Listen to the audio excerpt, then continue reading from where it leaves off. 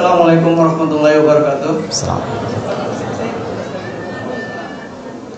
ingin bertanya Ustaz, mungkin perihal takdir tadi ya. Jadi pertanyaan saya ialah, bagaimana memahami surah Al-Baqarah ayat 286 yang berbunyi Allah tidak membebani seseorang menunaikan sesuai dengan kesanggupannya. Tapi di dalam realita kehidupan, contohnya seperti ini. Ada seseorang meninggal karena penyakit kanker, dia menahan sakit sampai meninggal. Ada orang saking stresnya sampai dia gila. Tapi dia itu tetap menerapkan iman di diri. Ini di kampung saya sendiri, dia gila tapi dia sholat. Apakah Allah menguji mereka dengan sakit tapi mereka tidak tahan? Sedangkan di ayat tersebut Allah tidak menguji mereka sesuai dengan kesanggupannya. Kita kan tahu nih, manusia diuji sesuai dengan tahap intoleransi, kesabaran dan kesulitan mereka masing-masing. Mohon penjelasannya Ustaz. Terima kasih. Baik, saya langsung ya supaya tidak terjeda dan feel-nya bisa didapatkan. Saya ingin cerita sedikit Mas. Satu kali di awal saya pulang ke Indonesia dan saya kemudian mengajar di Bekasi. Ada satu pengajian ibu-ibu perempuan khusus untuk perempuan di hari Kamis. Saat terselenggara itu, satu kajian pertama full, kajian kedua tiba-tiba satu orang tidak ada.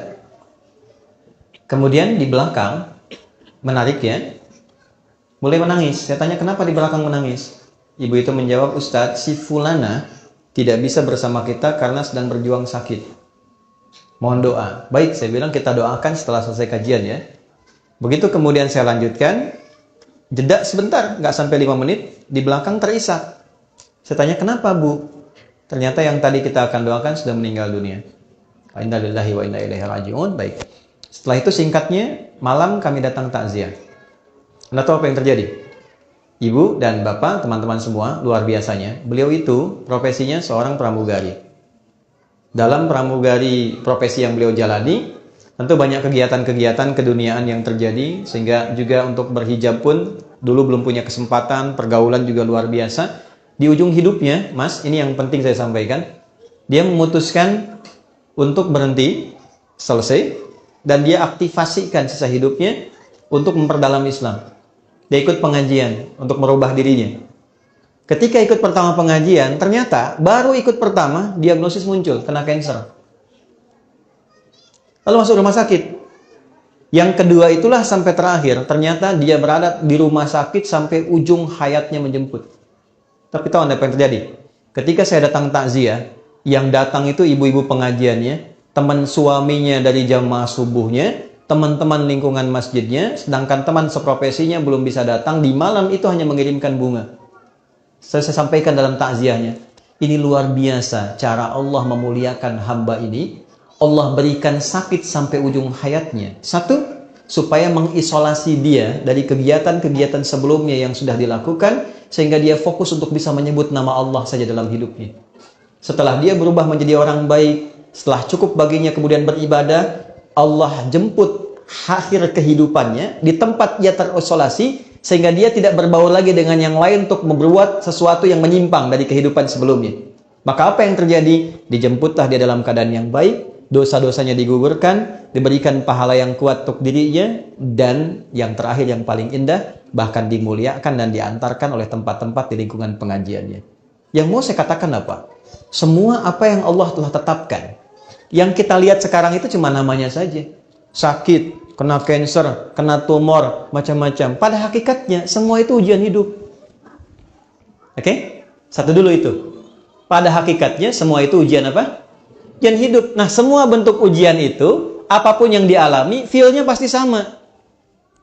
Yang sakit misalnya, divonis dengan kanker. Yang baru dipecat dari, misalnya pekerjaannya. Sama-sama terasa, vonis itu kan menyakitkan kan? Sama-sama terasa nggak enak ya? Sama-sama terasa gelap kan? Substansinya sama, diuji dengan nama yang berbeda, tapi dengan rasa yang serupa.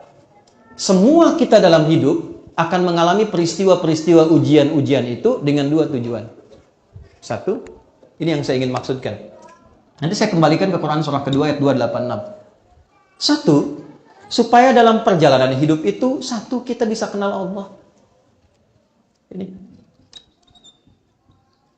Semua yang kita alami itu tujuan akhirnya untuk mengenal Allah. Anda belajar sepintar apapun, tujuan Anda diberi ilmu sampai sedemikian pintar supaya kenal Tuhan. Makanya disebutnya ilmun, ain lam mim, ketika dikerjakan jadi amal, ain mim lam, objeknya alam, ain alif lam. Ain alif lam, alam itu artinya tanda dalam bahasa Arab, tanda yang mengenalkan pada Tuhan. Kalau dijamakkan jadi alamin. Kita declare dalam salat alhamdulillahi rabbil alamin. Nah, sebanyak-banyaknya ilmu itu untuk kenal Tuhan. Sampai kalau lihat langit itu kita tahu, oh betapa indahnya Allah menciptakan ini. Begitu lihat lautan, betapa luar biasanya Allah menciptakan ini. Kalau cuma kita sampai hanya menyimpulkan lautnya bagus, bintangnya bagus, itu baru luarnya. Belum sampai ke titik ilmunya. Itu ada di Quran, surah ketiga ayat 190 sampai dengan ayat 200-nya. Nah, dari kita mulai menapaki hidup, tujuan terbesarnya kenal Tuhan. Anda kerja sampai kaya, sampai punya harta dan sebagainya. Silahkan. Tapi kalau sampai banyak harta nggak kenal Allah, ada sesuatu yang salah dalam episode kehidupan itu.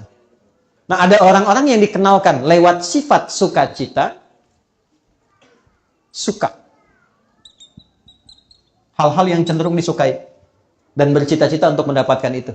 Pintar, kaya, punya kedudukan. Ujungnya apa? Kenal Tuhan. Gimana caranya dengan harta itu kita dekat dengan Allah? Gimana caranya dengan kedudukan kita dekat dengan Allah? Ini konsepsinya ada di Nabi Sulaiman misalnya. Ketika dipuji, Anda begitu hebat bisa menaklukkan awan dan sebagainya. Apa jawab beliau? Hadza min fadli rabbi liyabluwani aashkuru an akfur. Ini keutamaan yang Tuhan titipkan pada saya hanya untuk menguji secara konseptual apakah saya kenal Allah atau tidak. Mengenal Allah dengan sifat sukacita disebut dengan syukur namanya. Oke? Jadi syukur itu bukan sekedar mengucapkan alhamdulillah di lisan kita dari nikmat yang kita terima. Syukur itu bagaimana kita mengolah nikmat yang Allah kasih kepada kita untuk menggunakan nikmat itu supaya lebih kenal dan dekat dengan Allah. Disitulah baru terasa nikmatnya punya Tuhan. Apa fungsi mata? Bukan, kalau cuma sekedar melihat, hewan juga melihat. Ayam melihat, kambing melihat. Mata kita ditugaskan untuk melihat yang baik-baik. Bagaimana taunya yang dilihat baik? Pelajari ketentuan Tuhan. Baru terasa punya Tuhan ketika dipraktekkan ketentuan itu. Kata Allah, jangan lihat, dipalingkan. Baru kita merasa iman kepada Allah. Kalau nggak pernah kita ikuti, kita nggak merasa punya Tuhan. Makanya yang sudah beriman, sudah berislam, kan nggak semua bisa dilihat. Ya kan? Anda keluar, lihat reklame di luar, ada tampilan postur yang tidak boleh dilihat. Kan Anda palingkan kan? Lalu lisan Anda berkata, astagfirullah, nama Allah disebut. Dan tidak ada yang terlambat. Matanya tetap, lisannya istighfar. Astagfirullah. Nggak begitu. Ya kan? Nah, disitulah baru terasa nikmatnya punya Tuhan. Itu satu. Ya, yang kedua, ada ujian yang kedua terasanya duka. Nih. Secara konseptual, apa yang diberikan? Ya, Allah kasih contoh. Misal, ujian pertamanya sakit. Anda sebut sakit tadi. Tahu Nabi Ayub kan? Oke, Nabi Ayub dengan kita soleh mana? Nabi Ayub. Beliau Nabi, kita bukan. Pernah nggak berbuat maksiat Nabi Ayub? Tidak. Salah apa Nabi Ayub sampai diuji dengan penyakit yang dideskripsikan dalam Al-Quran? Penyakit itu tidak akan pernah dialami orang setelahnya dan tidak pernah dialami orang sebelumnya. Tidak akan pernah dialami orang setelahnya dan tidak pernah dirasakan orang sebelumnya. Artinya spesial, betul-betul sakit. Nabi loh, sakit. Dan untuk menuju sakit itu ada dua proses dulu. Hari pertama, semua aset beliau itu habis semua. Beliau itu orang kaya, yang kaya luar biasa. Ternaknya banyak, kebunnya banyak. Hari pertama, satu hari, ternaknya mati semua, kebunnya terbakar. Ya, apa yang terjadi? Malah makin meningkat ibadahnya. Terima kasih ya Allah, Engkau titipkan ujian ini untuk saya, bukan pada hamba yang lain. Engkau percaya dengan saya. Setan makin penasaran. Ya Allah, minta izin. Yang kedua, wafatkan semua keluarganya dari anaknya. 12 anaknya, hari kedua meninggal semua. 12 anaknya, meninggal semua.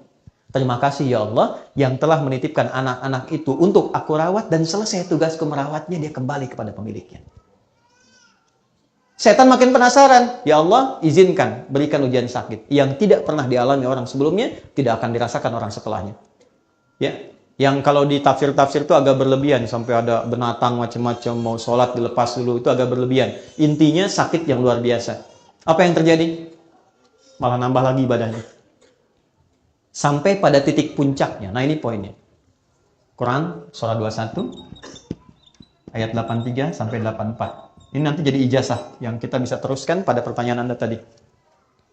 Sampai pada puncaknya ketika beliau tidak mampu menunaikan ibadah dengan sempurna lagi karena makin dahsyat penyakitnya yang kemudian menerpa, maka keluarlah kalimat ini. Wa Ayyuba, dan pernahkah engkau belajar dan dengar kisah Ayub?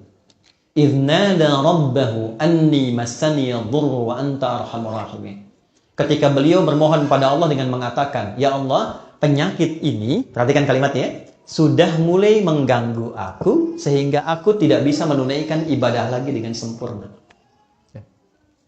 Jadi minta sembuhnya itu bukan sekedar ingin sehat, tapi motivasinya untuk lebih mendekati Allah. Anda kalau sakit pengen sehat, biasanya kan pengen sehat kan? Nah, setelah sehat tuh mau ngapain?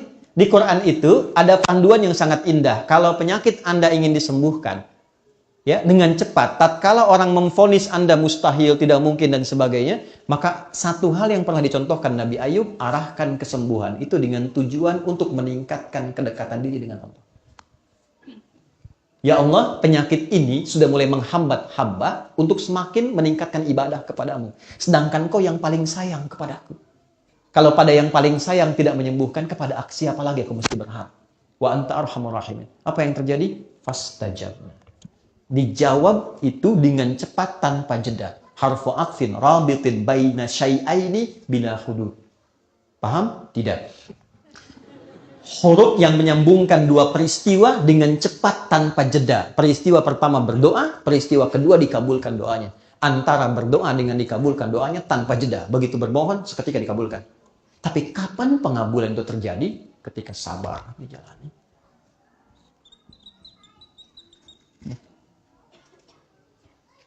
Istrinya berkata begini, "Papa," kalau bahasa kita ya, "Papa kan Nabi, Rasul. Minta aja sama Allah sembuh. Nggak minta kaya, minta sembuh, pasti dikabulkan." Apa jawab Nabi Ayub? Sues, jawabnya apa? Kata Nabi Ayub gini, "Mah, berapa lama kita ini kaya?" Ada riwayat mengatakan 70 tahun, ada riwayat mengatakan 20 tahun. Berapa lama kita sehat? 20 tahun. Berapa lama kita diuji sakit? 15 tahun. Nanti sajalah saat sakitnya sama dengan ujian sehatnya. Selama 20 tahun, baru aku minta kepada Allah. Aku malu diuji sehat 20 tahun, diuji keberkahan 20 tahun, baru diuji sakit, sabarnya belum optimal, aku sudah minta kepada Allah. Nanti saja, kalau sudah sama ujian sakit dengan sehatnya, baru aku minta. Tapi ini bukan level yang kita harus tiru gitu kan? Tidak, bukan begitu maksudnya. Saya ingin tunjukkan bagaimana beliau mengelola implementasi sabar dalam kehidupan. Jadi ketika seseorang bisa melihat syukur dan sabar, dua anugerah yang ditampilkan untuk mengenal Allah, disitulah semua jadi netral. Ini yang dimaksud hadis Nabi dalam Sahih Al-Bukhari, "Ajaban li amril mu'min." Orang Islam itu kalau imannya sudah mulai meningkat, akan terjadi peristiwa yang mengagumkan. Apa yang terjadi? Jika dia merasakan senang, dia bersyukur. Jika dia diuji dengan musibah yang terasa duka, dia bersabar. Sehingga semua terlihat netral untuk mengenal dan mendekat kepada Allah Subhanahu wa Ta'ala. Makanya ada ulama yang biasa sakit. Begitu tidak sakit, dia nangis. Kenapa Anda menangis? Padahal kan Anda sehat. Saya khawatir ketika Allah tidak memberi saya sakit di pekan ini, Allah sedang meninggalkan saya. Saking pahamnya dengan esensi kehidupan. Jadi yang pertama yang ingin saya katakan, kita jangan simpulkan bahwa ayat Allah tidak mungkin menguji seorang hamba di luar batas kesanggupannya dengan menerapkan ayat itu kepada orang yang divonis penyakit tertentu dan terlihat kemudian dia berekspresi seakan-akan dia tidak sanggup menahannya. Kalimat yang kita jawab dengan itu justru kita balik. Maha suci Allah yang telah menitipkan itu kepada beliau dimaksud, yang belum tentu ketika diberikan kepada saya belum tentu bisa sanggup untuk menahannya. Yang diberikan kepada orang lain belum tentu sanggup menjalaninya. Diberikan kepada hamba yang ini karena dipilih dia dengan itu, satu, meningkatkan kesabarannya. Dia dapat peluang ibadah. Jadi kalau Anda menghadapi apapun, persepsikan itu dalam bahasa Quran, satu, sebagai peluang ibadah untuk mengenal dan mendekat kepada Allah dengan apa yang khusus diberikan pada kita, bukan pada orang lain. Ini mahal. Di situ kita sering berdoa kan? Di situ kita sering sebut namanya. Berapa banyak yang dinilai? Di situ kita simpulkan untuk kreatif, menjalani hidup dengan baik. Di situ kita simpulkan untuk tidak memanfaatkan waktu dengan baik, tidak sia-sia lagi. Mahal. Yang belum tentu kita dapatkan itu pada situasi yang orang sebut dengan kata-kata dia sehat. Jadi pada akhirnya, sakit dan sehat itu hanya titipan dari Allah untuk semakin meningkatkan ibadah kita kepada-Nya. Bagian pertama ini.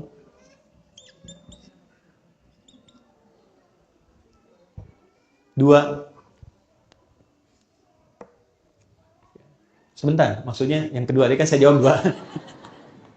Di satu bagian, jadi satu bagian yang pertama, saya kembalikan. La yukallifullahu nafsan illa wus'aha, bukan dipahami dari ekspresi hambanya, tapi dipahami dari perspektif Allahnya ketika memberi. Allah menilai dia sanggup menjalani itu sampai titik yang diberikan oleh Allah untuk bisa menanggungnya.